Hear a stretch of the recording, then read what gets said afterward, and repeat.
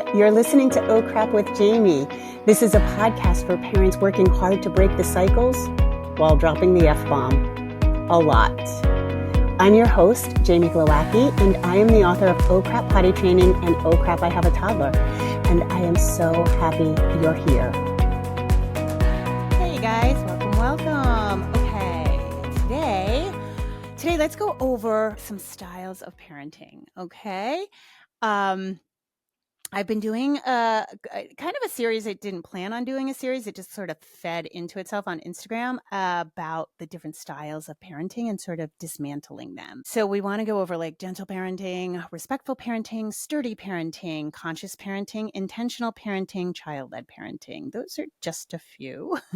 And this has really come out of, as we all know, gentle parenting. And the results are in gentle parenting has just been confused with permissive parenting, period. And people will argue that's not what it was meant to be.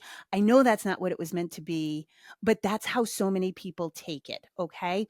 So let's get this all in one nice podcast. Okay. If you've been following me on Instagram, this might be repetitive, but that's okay because I want it all in one podcast. There are three major styles, umbrellas. These are not specific. These are just sort of styles of parenting. Okay. We have authoritarian. That is the old school. That is using fear, shame, punishment, trying to get control and compliance. It is corporal punishment. It is harsh. It is stop crying before I give you something to cry about. It is I am the boss. You don't have a say. I don't care about your feelings. Okay. Then we have all the way over the other side is permissive parenting. And this is out of love. It's love for sure. But there are no rules. There are no boundaries. It is avoiding conflict with your child. It is trying to keep the child happy at all costs. And by that, I mean trying to keep the child happy, like you give them whatever they want, not keeping your child like happy at a core level. So I feel like I always have to preface that because there's like happy in the moment and deeply happy. And then in the middle is authoritative parenting. And I think what gets this all screwy is that authoritative and authoritarian sound so similar. Authoritative is what we're all shooting for, okay? And this is probably what gentle parenting was supposed to be. Authoritative is that middle ground. It is firm, loving, but with boundaries and rules. It is containment. It is you being the leader.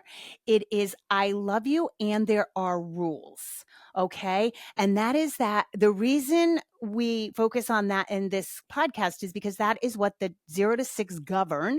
That is where that lies. It's in the rules, in the boundaries, in the routines. Okay.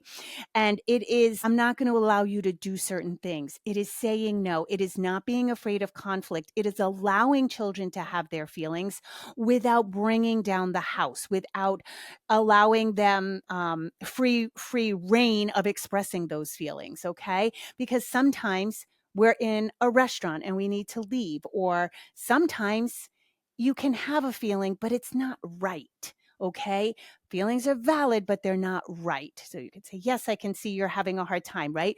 We're not processing feelings to death. We're allowing them, we're seeing them, but we have, what happened is we were all sort of raised in this authoritarian way. I really think what happened is the last time we remember being actively parented, is we were teenagers. And I think a lot of parents were authoritarian in the teenage years. And I think that is where so much of the teenagers are difficult trope comes into play, because I think parents get scared of the stakes being so high when their kids are teenagers that they try to control instead of being a guide. And so they end up being authoritarian. Now you remember that. So now you come and have a kid and you're like, I'm not doing that. I don't want to do that. I want to do something different. And so we end up trying to guide our toddlers. Okay. We end up trying that is 12 to 18 years. We do that when they're toddlers. So what we did is we overshot. We didn't want to be that. So instead, a lot of people went to permissive. Gentle parenting was coined oh gosh, I have it in an Instagram. I think it was 2016. Sarah Ockwell Smith. She wrote a book, but she never really clearly defined what gentle parenting was. So parents started using the term gentle parent, meaning they weren't going to be harsh like authoritarian. But because it wasn't well defined, it ended up being interpreted by everybody. And so people think, gentle, I'm going to be gentle. The problem is kids fly into life like skidding on two wheels. There's nothing gentle about kids and their behavior, right? And we've seen those memes, right? Like, I would be a better gentle parent if my kid would be a gentle child, right? It doesn't mean being easy on them. It doesn't mean having a soft voice or asking them many times. That's not what it is, okay? It's a reaction to the harsh style of authoritarian. But now, good Lord, and we know this exists, okay? And I know that I know what it was supposed to be, but so many people who claim gentle parenting are really just doing permissive parenting. So I did a whole diatribe of this on Instagram in the comments. It was very, very popular. And a lot of comments were like, I like respectful parenting. I like intentional parenting. I like conscious parenting. Dr. Becky says sturdy parenting. Okay, great. What do those mean? So this is my big question, because as I started to sort of hit each one of these parenting labels, I was like, okay, but what is what does that mean? So you're a respectful parent. What does that mean? Because even respectful, now I'm seeing that being misconstrued. Like people, I literally had somebody comment, they said, okay, but what happens if you're being gentle and respectful and asking them over and over again till you lose your shit? Okay. Yeah, that's not respectful. Like, whatever you think you're being when you say I'm being respectful, but then you end up losing your shit, you're not being respectful. Respectful parenting means you respect where your child is developmentally and what they need. And what they need when they're younger is structure and immediacy and clarity. So that you need to act. If you're giving them 1,000 chances, there's a great saying. If you have to ask your child something 1,000 times, perhaps it's not the child who is stupid. Now, I don't like the stupid language, but it applies, right? We think the child needs fixing when you've asked them 1,000 times. No, you need fixing because you don't ask a kid 1,000 times. Developmentally, that's inappropriate. It's inappropriate because you've just allowed them more time to aggravate you, and now you're going to lose your shit. So instead of you doing the hard work the first time, you now have to do the hard work of repair after you've lost your shit. That's not respectful. Okay. So a lot of people think respectful parenting has to do with like respect as in peer to peer, as in you and me talking, and I'm going to respect you. Your child and you are not peer to peer. Yeah, there is a hierarchy. You are the leader. You are above your child because you know better. You have better impulse control, one would hope, better executive functioning, better prefrontal cortex abilities, better at life because you've been around a few blocks, because you can drive. Your kid can't. You can spell. You can write. Like this idea that like our kids should be on our level. No, we treat them like humans. We treat them with respect in that regard. We respect them in that we respect that you're having a feeling. It doesn't change. It doesn't mean I give you candy for breakfast because you're having a big feeling about it, right? We don't respect on that level. I mean, we do respect on that level, but we are still in control. We are the leaders. And I don't mean control power hungry. I don't mean control like overlord. I mean in control of the situation, right? So I don't think respectful parenting holds. But as I was starting to dissect all of these, so let's just kind of go down the line, right? So we have Dr. Becky calls it sturdy parenting. A lot of people like that. I think sturdy is a good visual, like stay sturdy in the storm, right? But I don't think sturdy actually says too much about what that means either, right? Like what does that mean? How do you react? Does it mean you overprocess? And to be fair, I haven't heard all of Dr. Becky. I mean, I should probably go do that, but I haven't heard exactly what's behind her sturdy parenting. But I think just as a label, and all these labels people can run with and misinterpret, my fear is that, again, what does that mean? And I literally had somebody contact me saying they were a sturdy parent, but their kids, they were still repeating themselves endlessly and their kids weren't listening. So it's still being a little misconstrued. I do like the idea, though, of like not being on the emotional roller coaster with our kids. When I hear sturdy, it's the analogy I often use on here, which is like you be the pole of the tether ball, like you're anchored in cement and your kid will be the tether ball sort of winding around you and doing their spastic things, and you are the calm in the chaos. I like that visual for sure. Conscious parenting and intentional parenting. Again, what does it mean? All of these labels, we use labels as a signpost. By the way, I have a nugget coming up about neurodivergent, because this is another label. People love labels, but labels are meant to give us clarity, right? That's why we give things names and labels. And neurodivergent includes like 20 diagnoses, like coming to me and saying, my neurodivergent kid won't do this. Like, I don't know. Do they have Tourette's, OCD, ASD, ADHD? Do they have what are they like, on what spectrum? It's like crazy. So like these labels can be, they're meant to give us clarity and they're not. So when you say you're a conscious parent, and that's like the title in my podcast, for conscious parents who drop the F-bomb, right? Meaning hopefully we're a little more conscious of all the research. We're a little more conscious of like our own actions. We're conscious of our nervous system at any given time. We're conscious that we have childhood wounds that are being triggered at any given point by our kids. So that's what I mean by conscious, but I don't know that a lot of people look at it the same way, right? Again, it can be misconstrued. Intentional, yes, same thing though. What does it mean? What does it mean for you? Okay. Child-led. Child-led parenting is going to make my fucking head explode. Just listen to the words, child-led parenting. What a oxymoron, okay? How can your child lead your parenting? That's absurd. That is chaos. So, I just talked about this last week in a potty training episode, but like, here's the thing about child-led.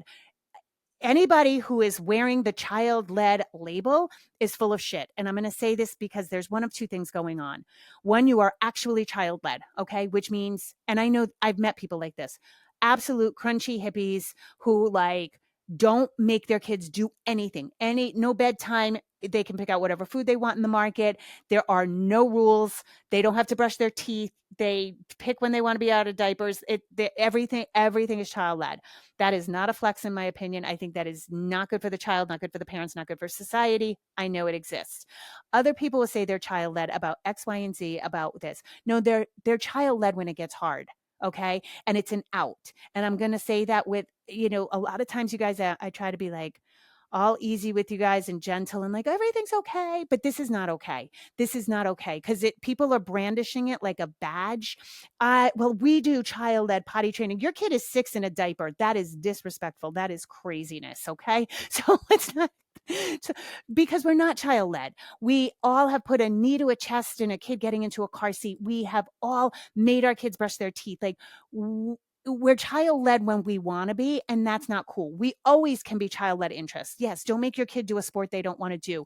Don't make a kid rush past their development. Okay? Absolutely not. And people will say like, oh, forcing a kid to potty train at 4. And I'm like, you can't force a kid to potty train anyway. You can set up an environment, right? We can always set up an environment so the child has more yes opportunities, so that the environment encourages autonomy and independence.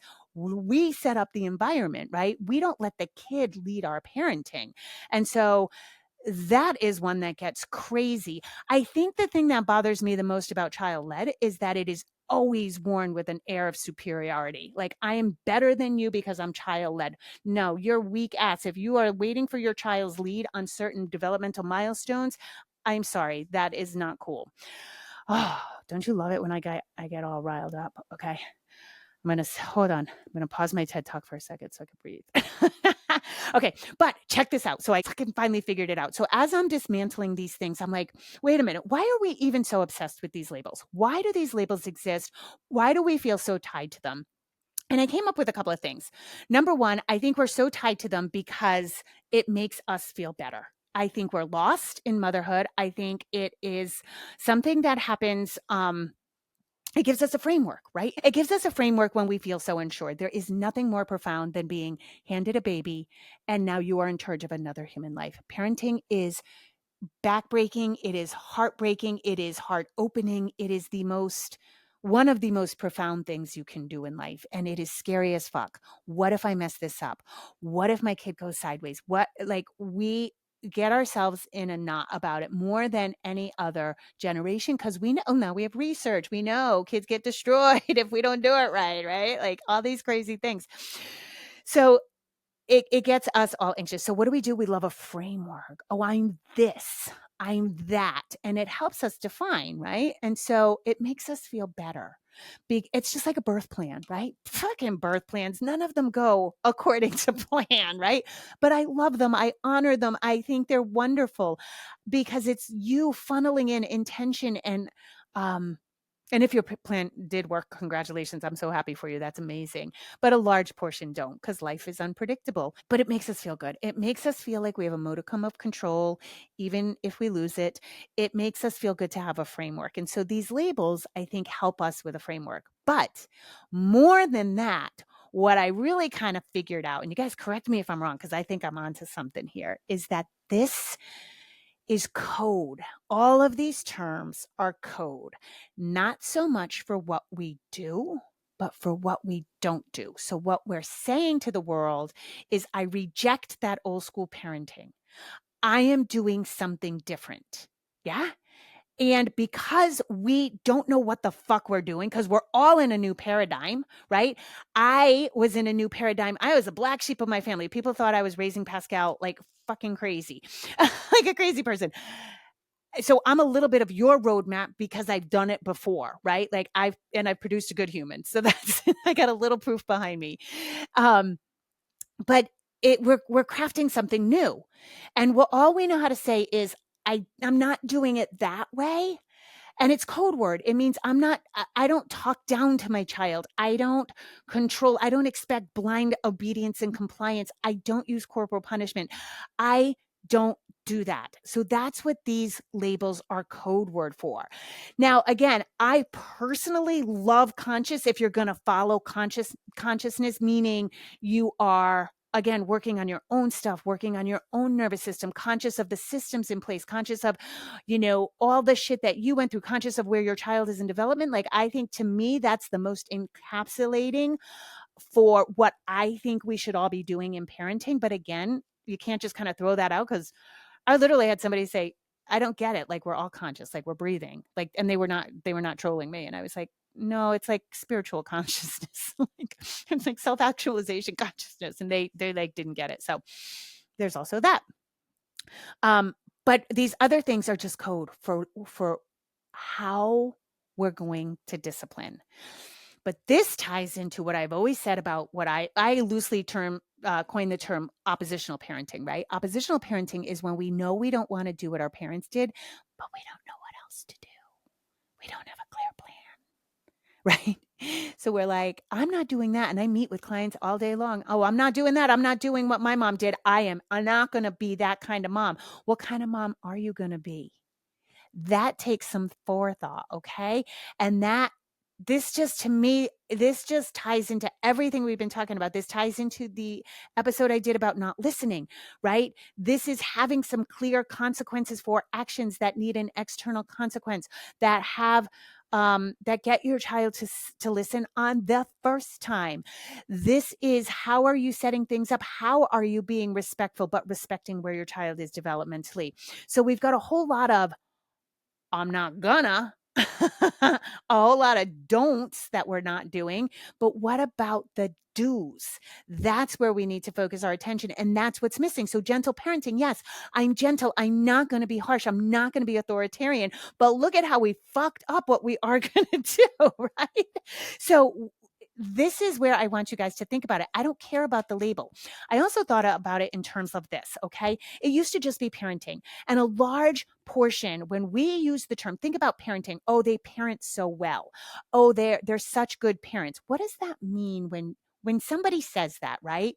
Like usually it means you've handled a situation well, or maybe you've shut down an explosion, or maybe things were getting rocky. You took your child out, had a seat with them outside of a big party or something, right? And people go, oh, you're such a good mom, right?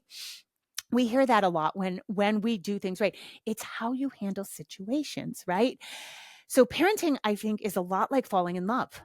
Love is so easy when you first start dating. It's so easy to fall in love when sex is good. There's no conflicts. There's no kids on the scene. There's no schedules to be managed, right? Like usually you fall in love when you're like footloose and fancy free, right?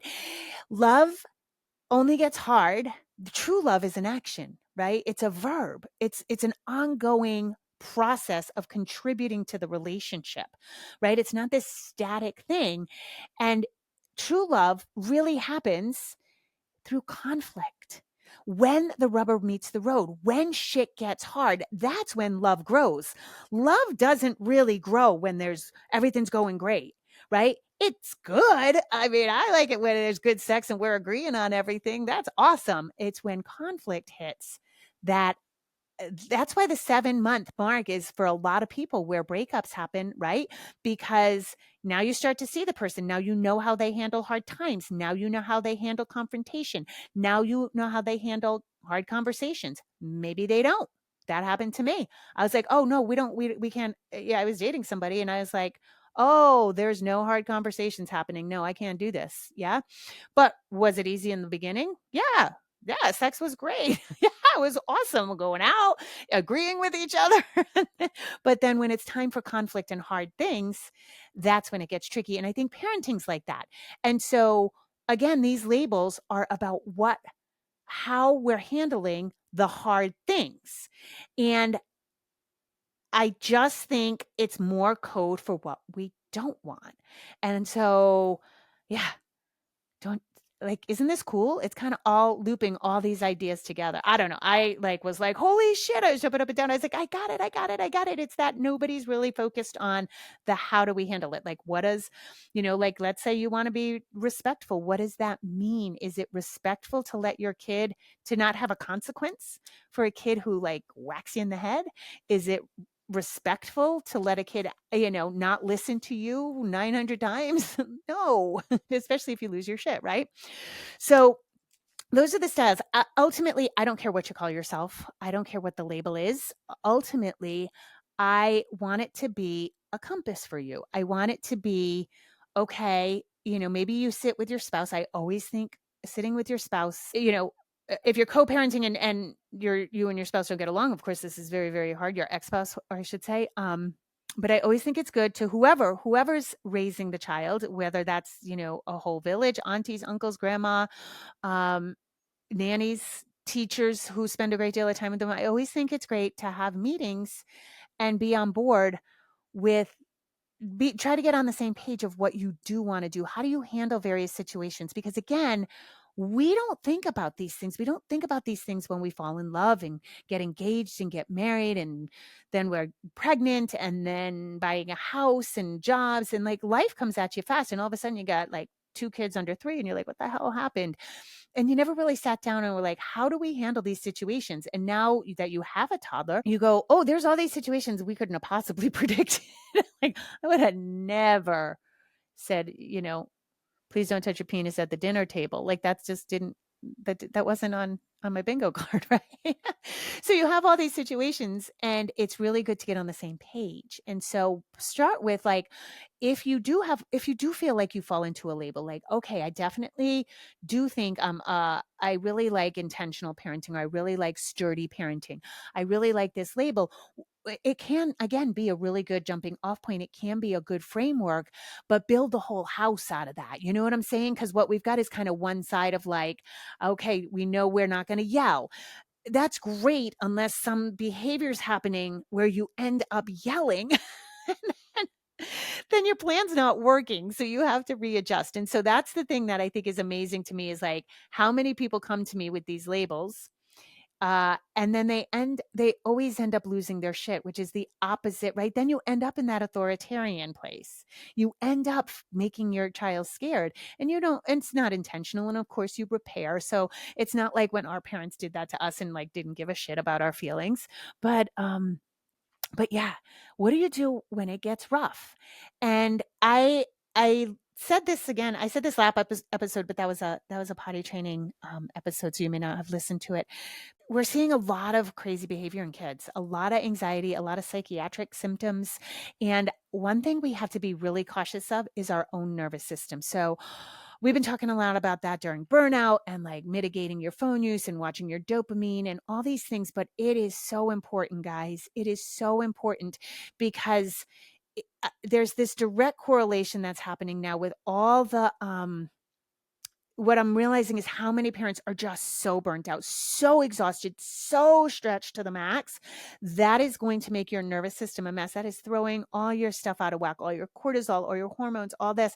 And so it's so important to do a body check on yourself to make sure that you are providing a calm, stable, loving, curious, yes environment for your kids. And that again loops back to the village, to having community, to not being burnt the fuck out, which means saying no to a lot more. So I don't know, it's been such a wild week of like thinking about all these things. And like I said, to me, this is, I don't know, it's like threading something really beautiful. Like, oh, it's all kind of coming together in a new way for me. And so if you have labels, if you want to let me know them, and if you need help sorting through, let me know, because this is fun. I think this is the shit. I think this is the base of parenting. And I think the clearer we can approach things, not for the world, not with a label, but the clearer we get in our own home, our own heart, with our spouse, with our kids, the more expansive we can be in our joy, the more expansive we can be in our calm, our own curiosity. So, all right, y'all, I'll get off my soapbox. I didn't mean to yell at you. When I get riled up, I get riled up. Just don't tell me your child, lad. Okay, guys, as always, I appreciate you listening. Hey, if you're so inclined, please leave a 5-star review. 5-star and or a review, because it really helps me be seen in the algorithm. And the almighty algorithm is now the thing we pray to, all algorithms. It really helps me a lot, you guys. And I really spend a lot of time trying to create really great free content for you. So as always, rock on and have a beautiful day. Okay, bye everyone. Just a reminder, if you need additional resources, I have Oh Crap Potty Training. I have Oh Crap, I Have a Toddler. Those books are available everywhere you want to find a book. You can also go to my website, jamieglowacki.com, where you can book private sessions with me, buy any of my courses. Those are really geared towards potty training help. And also I'm on Instagram. I'm not on Facebook anymore, and I'm not on Twitter. I'm on Instagram, jamie.glowacki, and I do a lot of lives and usually posting a lot of good information. So those are extra resources for you. And as always, rock on. Have an awesome day.